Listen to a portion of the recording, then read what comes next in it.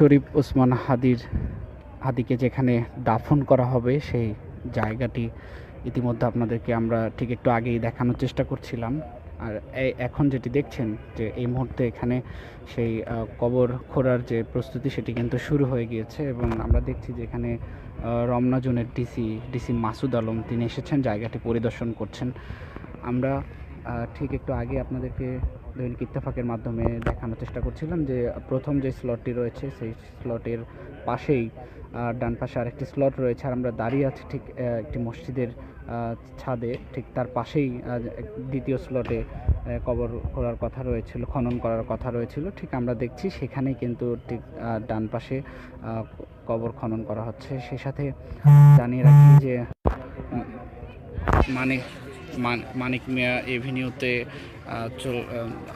জনসমাগম বেড়ে চলছে শরীফ ওসমান হাদির বাদ জহর পর, কিন্তু সেখানে আমরা যেমনটি জানি যে সেই জায়গায় তার জানাজা হবে। জানাজা হওয়ার পরে কিন্তু বিদ্রোহী কবি কাজী নজরুল ইসলামের যে সমাধি রয়েছে ঠিক তার পাশেই শরীফ ওসমান হাদিকে দাফন করা হবে। আমরা যদি জানিয়ে রাখি গত শুক্রবারে বাংলাদেশ টাইম রাত 9:40 সিঙ্গাপুরে শরীফ ওসমান হাদি শেষ নিঃশ্বাস ত্যাগ করেন।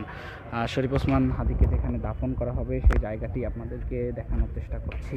ঠিক এটি বিদ্রোহী কবি কাজী নজরুল ইসলামের যে সমাধি রয়েছে ঠিক সেখানে, এবং এই জায়গাটিতে এসেছেন রমনা জোনের ডিসি মাসুদ আলম। আমরা দেখছি তিনি এখানে উপস্থিত রয়েছেন, তিনি জায়গাটি পরিদর্শন করছেন।